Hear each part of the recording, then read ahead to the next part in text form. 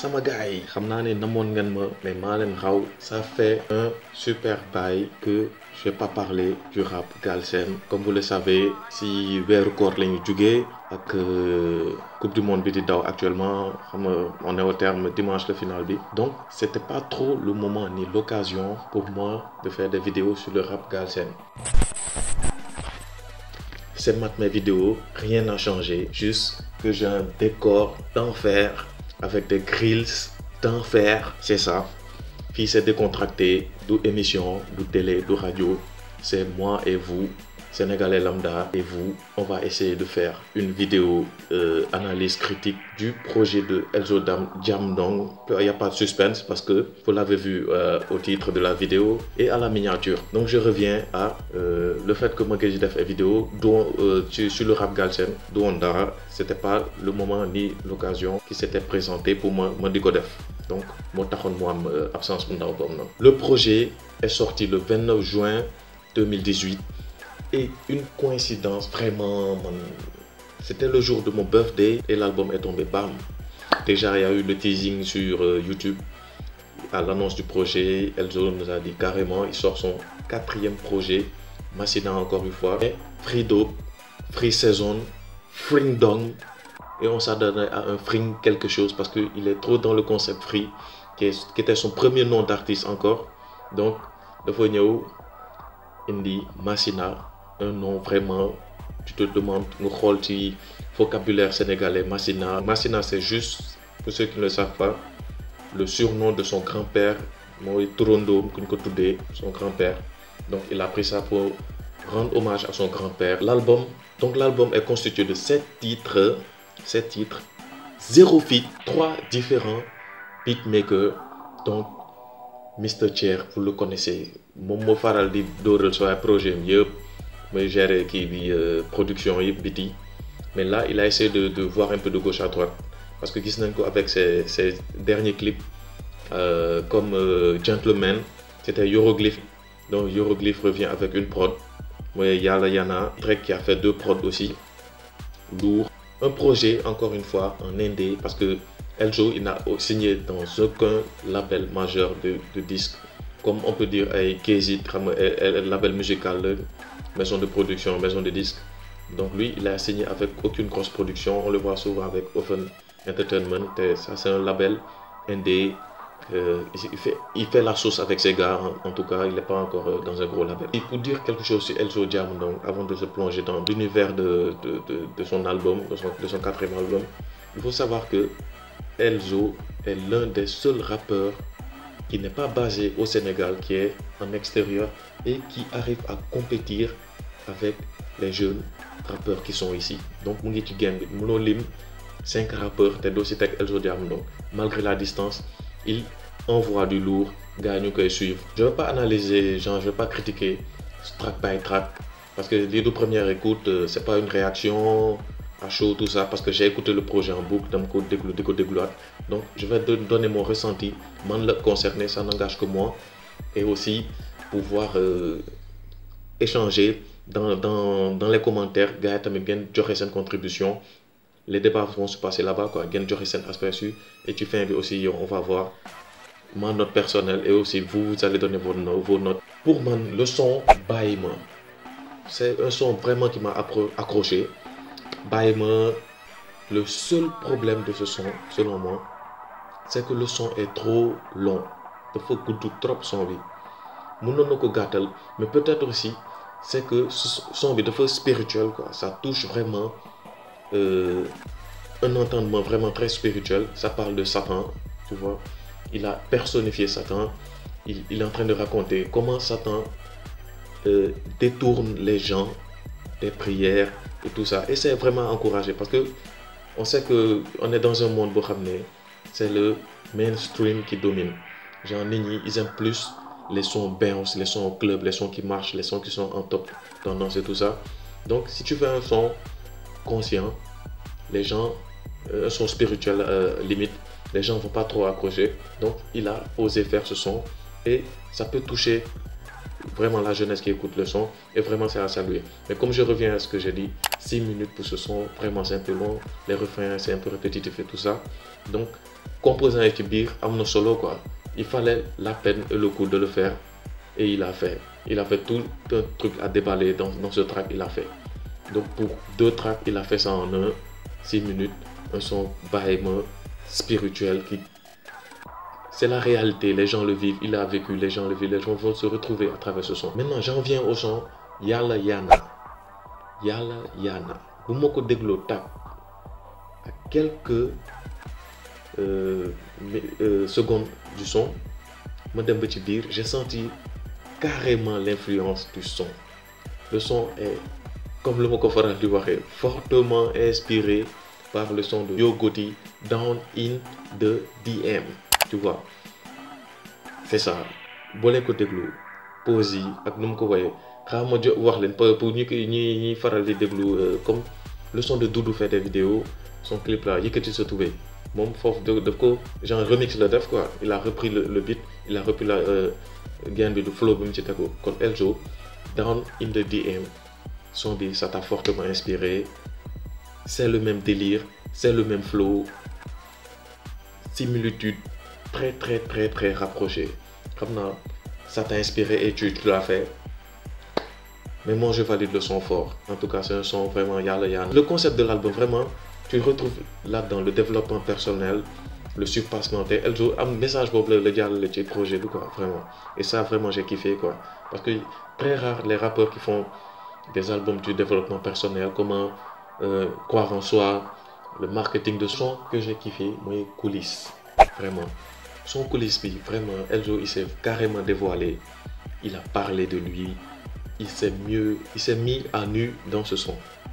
Vous voyez, j'ai carrément kiffé. Et ça me top 3, vraiment, coulisses, si le bon quoi. Parce que coulisses, ça te met dans l'autre côté du décor, quoi. C'est les coulisses, là où tout se passe. Les coulisses, le dévoilé, quoi. Il s'est vraiment dévoilé du projet Massina. Et aussi un petit clin d'œil à Ombre Zion, moi dina ma gaañ affaire xamal leen a ngeen fàttali clip boobu genre ñëw na ci jëb boobu noonu te boobu clin d'œil bi nice la quoi. Si yow ci man si yow c'est le seul son lors du projet te si yow ci man dafa nekk continuité wu yow la xaw ma nag sentir ngeen ko quoi.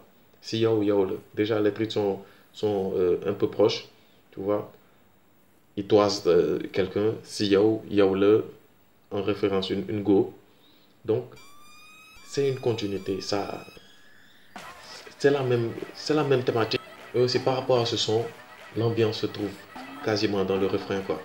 Son bi boo koy déglu vraiment da nga nekk sa trop pour ñu am auto man xam nga am auto man su may toog ci car peut-être nga def ko sa écouteur nekk ci wetu fenêtre bi xam nga dafa bounce quoi, wala nga nekk sa décapo pour ñu am gis xam nga nekk sa trop play son bi xam nga di xam nga di pull up quoi, yaa ma gën a xam son bi daal ambiance boobu lay jox quoi.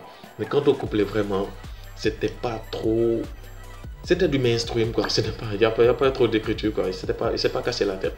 Donc c'est un son d'ambiance, son love, son bounce, le pull-up, le turn-up. Critique pour moi bëgg revenir sur Elzo quoi. Elzo il fait trop référence au shit quoi, vraiment. Premier projet bi rek tënk na moom univers bu mu nekk quoi. Free dope, tu vois. Une de Elzo il te dit man tournaay air xam nga overdose Whitney Houston xam nga Whitney Houston mooy ku defoon overdose bi. Donc tu vois Elzo il est toujours dans ce délire de dope. Mais moi je crois comprendre moom fan lay waxee dope quoi. Peut-être il fait une métaphore xam nga nit boo defee affaire bu yéeme xam nga dafa dope affaire yooyu noonu donc expression boobu da koy use ak shit tamit xam nga plateau la dëkk Dakar te xam naa fréquenté na une de mu ne la xam na ay boy tour shit xam na ay boy tour bon affaire yooyu.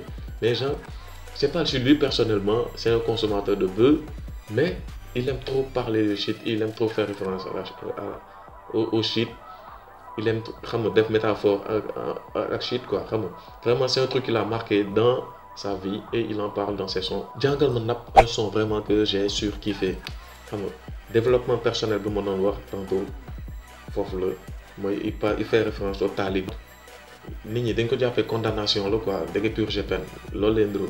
Mom néna talibé pourquoi pas muy tal yi potom ñu koy jox mais qu'on lui donne l'occasion de trouver un métier, l'occasion d'exploiter quelque chose xam ne il va pas quémander te loolu jàpp naa ne nit ñi bu ñu ko doon def ku ci nekk mu jàppale ko xam ne néew ngi doole mu defal avancer boppam c'est mieux que booy di yelwaan nag yooyu quoi moo gën xam nga jàngal ko napp carrément jàngal ko métier mu réinsérer carrément dans la société quoi te vraiment c'est un message une thématique vraiment qui devait le faire il a fait quoi nice game. Le son Saay Saay hein vraiment ça c'est le box banger quoi son bi ça peut rentrer en club direct son bi déjà dafa bounce show yu bëri boo leen laajee ban son moo leen gën a kii j'ai vu des filles yoo xam ne def nañ ay retour ak ay snap yooyu noonu mais son Saay Saay bi daf leen laal quoi Saay Saay la Al-Qaïda xam nga genre jab yooyu nice quoi vraiment c'est le son xam ne te ci biir dafa am message quoi ci biir son bi dafa am message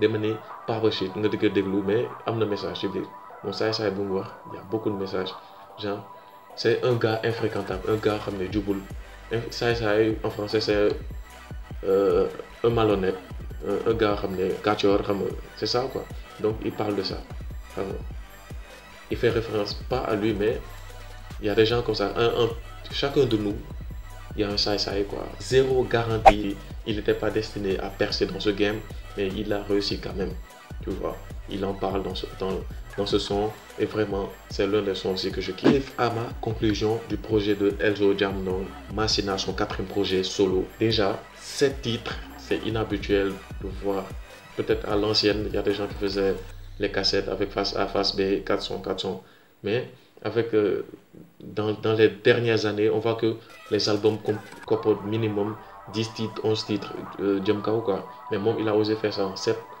tracks 0 feat c'est un projet perso quoi il avait besoin de sortir ça pour se dévoiler parce que ñi ko xamoon bu baax ils vont avoir l'occasion de mieux connaître Elzo te il a touché des thématiques yoo xam ne il avait pas trop l'habitude d'en parler donc côté spirituel bi il avait fait un son Koudar xam nga ça se retrouve avec Baye Ma bi tu vois c'est une continuité il en parle la spiritualité le développement personnel croire en soi il n'y a pas eu trop d'égo trip quoi comme on a l'habitude de le voir avec lui on a vu que tout le cheminement qui nous a amené vers cet album il y a eu Gentleman sont carrément ego trip Malembe ego trip donc là le projet il a fallu qu'il y ait une thématique que ce soit un projet vraiment sérieux et on a retrouvé ça heureusement dans le projet vraiment top ou flop pour moi je dis top c'est un album vraiment te donne album à jeter wala tu vois xam na nga koy déglu après tu t'en débarrasses te doo ko déglu mais bii moom boo ko déglu track 1 ba track 7 xam nga doo zapper dara quoi parce que ça va t'accrocher il y a une continuité c'est des thématiques qui touchent tout le monde un Sénégalais lambda da koy toucher carrément te vraiment félicitations à Elzo Jamdong pour son 4e projet on lui souhaite vraiment le meilleur door naa le message DM mais tu n'as pas encore répondu sur Instagram